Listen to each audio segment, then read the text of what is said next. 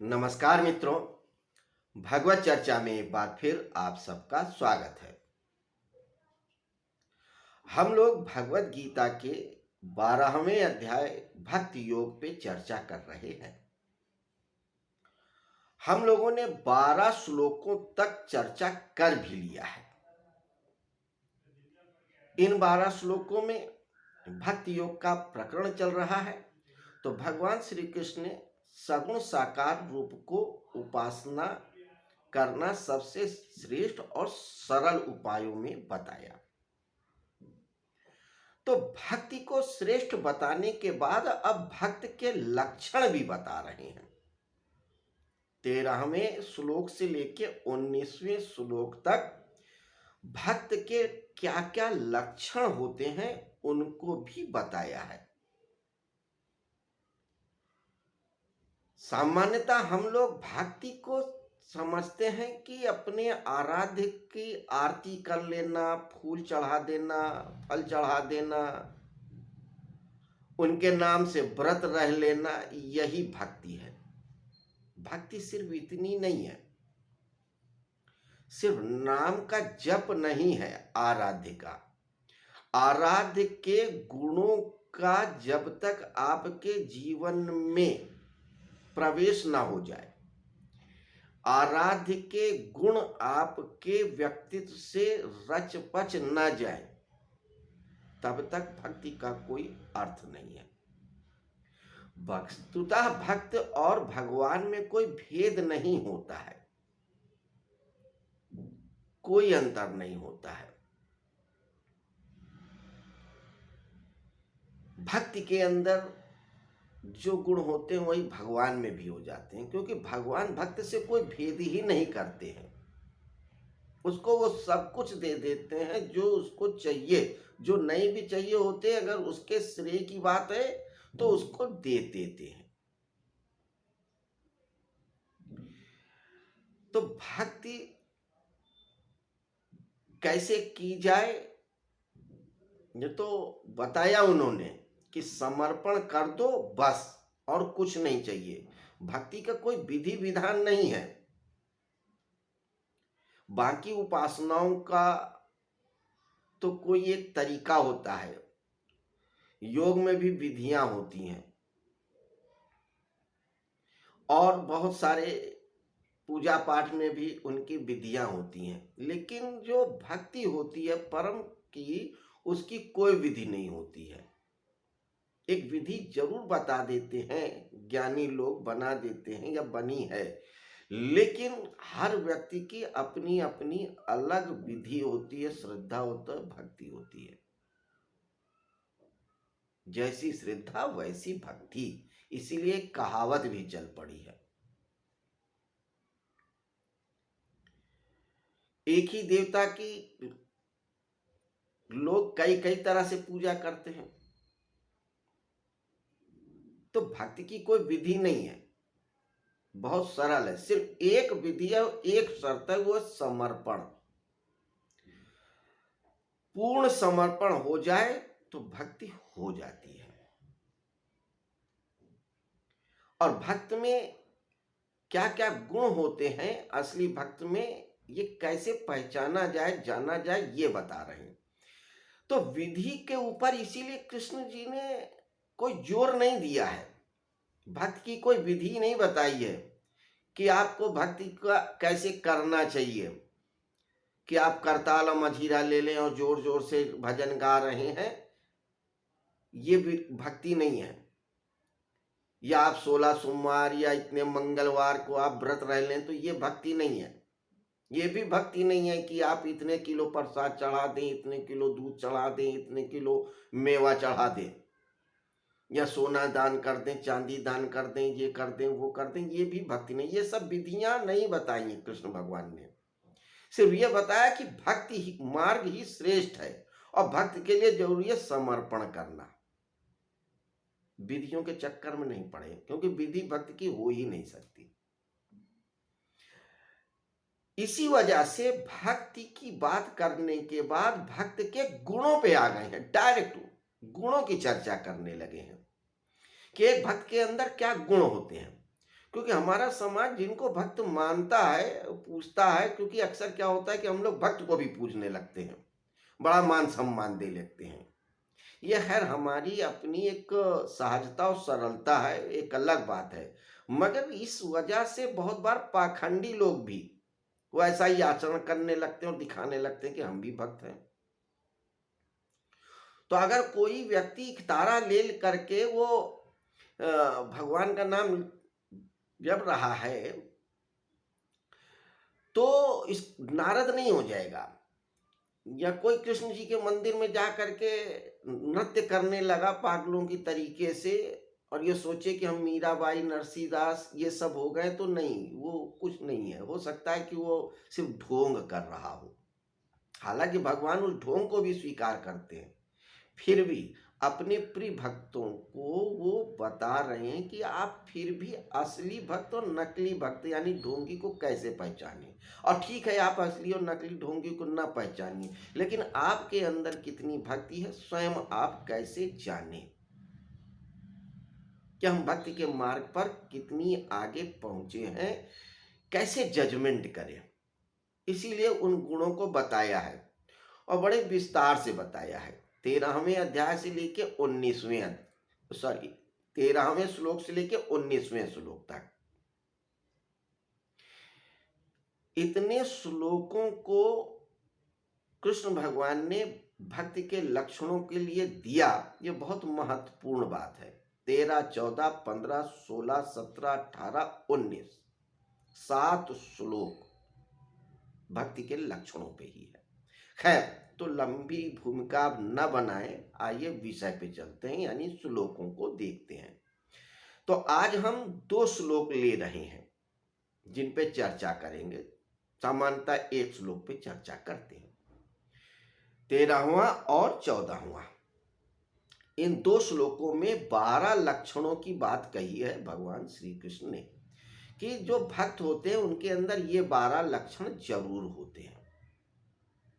अगर ये लक्षण नहीं है तो आप समझ लीजिए कि वो भक्त भी नहीं है। श्लोक क्या कहता है, देखते हैं।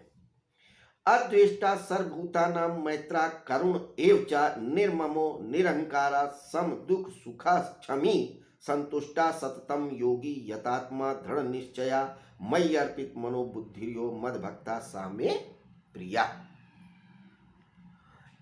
हिंदी में अर्थाभाव समझिए, क्योंकि बहुत से लोग संस्कृत नहीं समझ पाते हैं।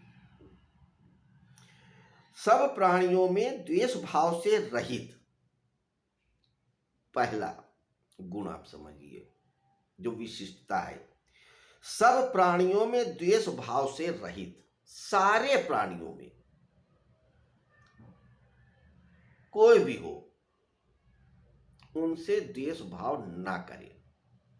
सिर्फ मनुष्य ही नहीं, जीव जंतु पशु पक्षी सब में, कोई भी प्राणी हो, किसी भी देश का हो, किसी भी जात का हो, किसी भी वर्ग का हो, किसी समुदाय का हो, उससे द्वेष ना करें कि ये तो हरिजन है, ये मुस्लिम है, ये ईसाई है, ये सिख है। कुछ नहीं, मनुष्य है पर्याप्त है। ये जानवर है, इसको तो हम नहीं छू सकते, ये गंदगी में रहता है, कीड़े मकोड़े हैं, नाली में रहता है, गंदगी में रहता है। द्वेष मत करो, शुचिता रखो, सफाई रखो, एक अलग बात, द्वेष नहीं। तो सब प्राणियों में द्वेष भाव से रहित हो।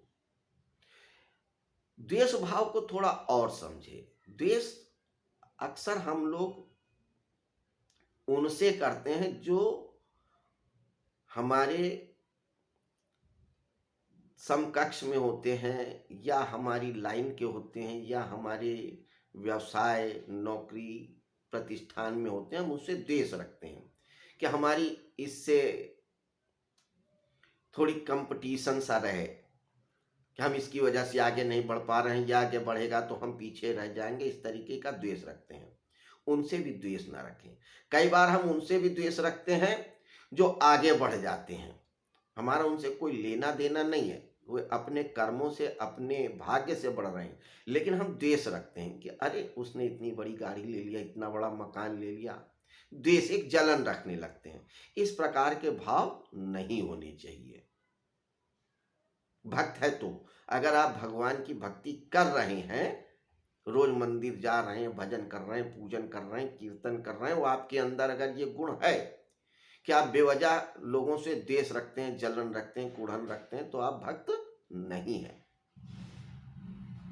भले हो सकता है कि आप समाज में या स्थापित कर पाएं कि आप बहुत बड़े भक्त हैं, इतना चढ़ावा चढ़ाते हैं, इतना भंडारा कराते हैं, इतना दान देते हैं, लेकिन अगर आप अपने मन को टटोलोगे या कृष्ण जी के पैरामीटर पे अपने को तौलोगे तो भक्त नहीं रहोगे।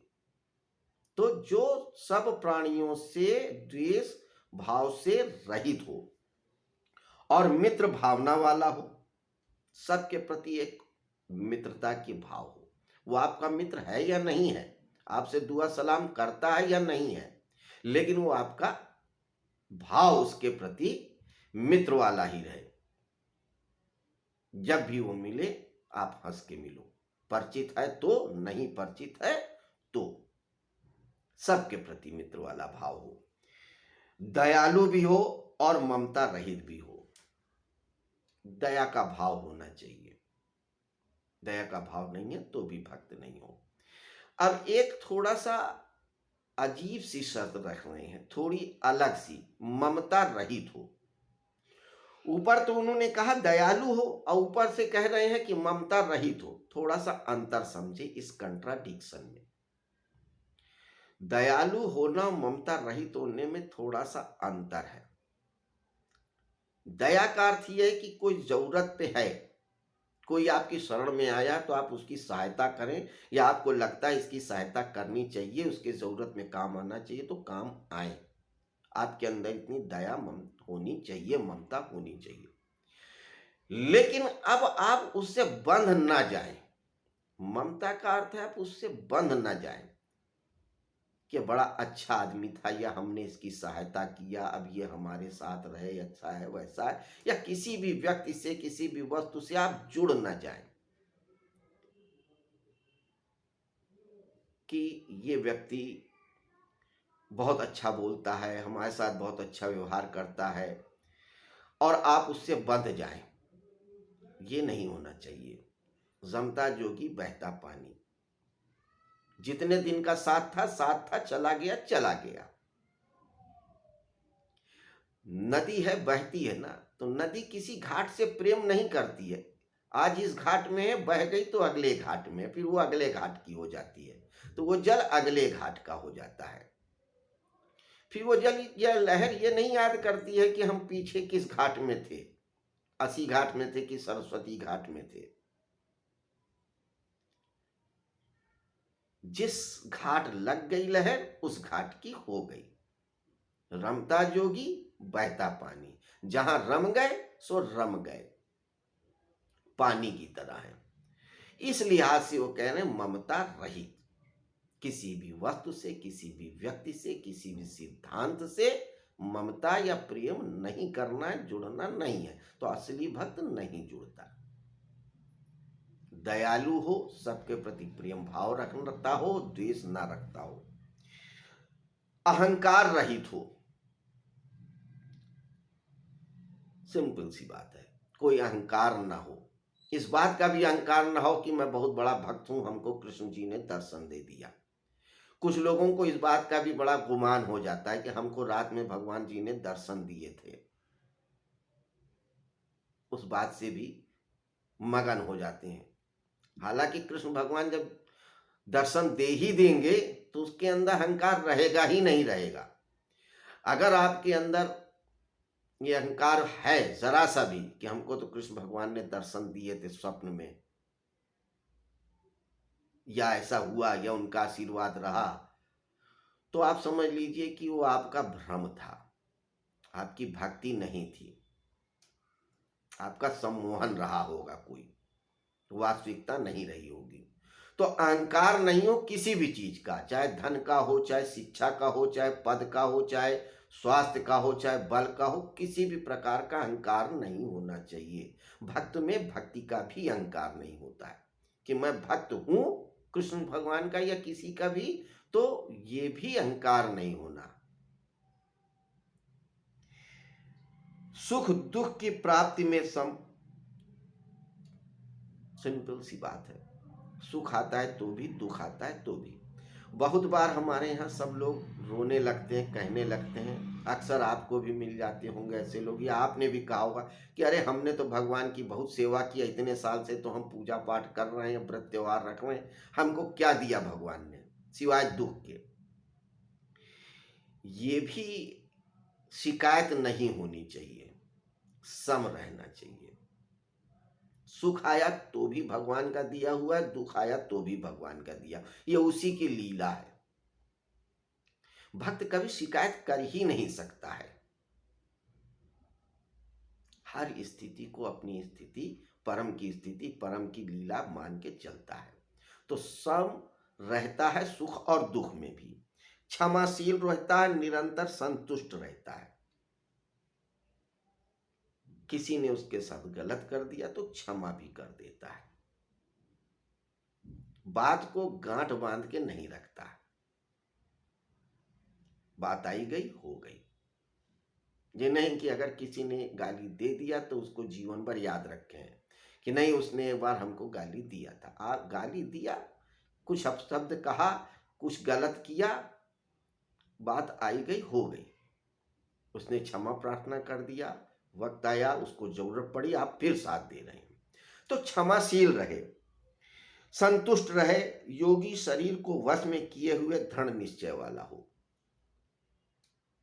योगी वही योगी है, दृढ़ निश्चय वाला हो, ढुलमुल नहीं हो कि अगर आज हमें भक्ति के लिए जानना है या पूजन करना है, भजन करना है, कीर्तन करना है तो टाल जाएं, आज तो बहुत जाड़ा है, कल कर लेंगे। निश्चय, अगर करना है, पूजन करना है तो करना है। हम लोग उसमें भी आलस कर जाते हैं, अपने संकल्पों को तोड़ देते हैं। तो सुविधा के अनुसार भक्ति नहीं होती है। भक्ति जब करती है तो करनी ही है, कैसे भी करनी है। प्राण जाए तो जाए, करना है तो करना है। अगर ऊपर वाले को आपसे भक्ति नहीं करानी होगी तो वो कह देगा, वो सर्वसमर्थ है। अगर आप असली भक्त हो तो आपके संकल्प में कोई कमी नहीं होगी। मुझ में अर्पित मन बुद्धि वाला जो मेरा भक्त है, मुझ में अर्पित मन और बुद्धि वाला। मन और बुद्धि दो शब्दों का बार बार उन्होंने उपयोग किया, हालांकि मन और बुद्धि एक ही तत्व है। मन मनन करता है, बुद्धि निर्णय लेती है। वही तत्व जब मनन करता है, विचार करता है तो मन कहलाता है, और वही बुद्धि, वही तत्व जब निर्णय लेता है तो बुद्धि कहलाती है। तो कहता है मनन भी वो करता रहे और निर्णय भी मेरे संदर्भ में लेता रहे, निश्चय भी करता रहे कि वासुदेवा सर्वम, या मेरे तो गिरधर गोपाल, दूसरों न कोई। ये दृढ़ निश्चय हो जाए कि जो मैं कह रहा हूं, जो पढ़ रहा हूं, जो लिख रहा हूं, जो सुन रहा हूं, जो खा रहा हूं, जो कर रहा हूं, जो नहीं कर रहा हूं, जो पा सका वो भी, जो नहीं पा सका वो भी, सब कुछ वासुदेव का है। मनन चिंतन कृत मनसा वाचा कर्मणा, वासुदेव ही है। जब ये भावना दृढ़ हो जाए और ये सारे गुण आ जाएं, तब आप समझो कि आप भक्त हो। उसके पहले आप भक्त नहीं हो। तो भक्त होना सरल है, मगर उसकी कसौटी बहुत कठिन है, बहुत कठिन है। तो भक्ति मार्ग सरल कहते जरूर हैं, लेकिन असली भक्त होने में कठिनाई होती है। हाँ, हो सकता है जब आप अपने मन को पूरा संतुष्टि करके या समर्पण कर दोगे, आप बिल्कुल सरेंडर हो जाओ और कह दो कि भगवान मुझसे तो अब सरेंडर भी नहीं हुआ जाता, मैं समर्पित भी नहीं हो पाता, तो ये समर्पण भी अब तुम ही कराओ, मेरे पास में तो कुछ भी नहीं है। दास भाव की भक्ति कर लो, नहीं अब आप ही करो, तो पीछा ना छोड़ो, तो मिल जाएगी। तो परीक्षा जरूर कठिन है, लेकिन रास्ता सरल और सहज है। तो ये कुछ गुण थे या कुछ चिन्ह हैं जो असली भक्त में पाए जाते हैं। अब अगर आप उठा करके इतिहास में जो भक्त हुए हैं उनको पढ़ें, तो आप पाएंगे कि लगभग सब में ये गुण थे।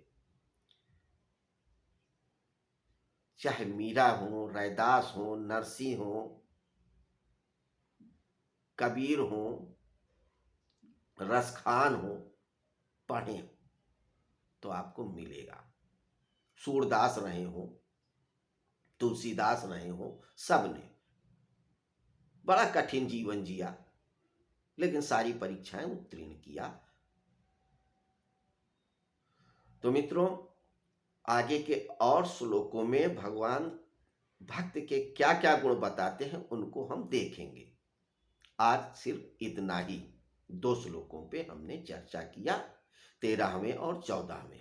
कल आगे के श्लोकों पे चर्चा करेंगे और भक्त के गुणों को जानेंगे।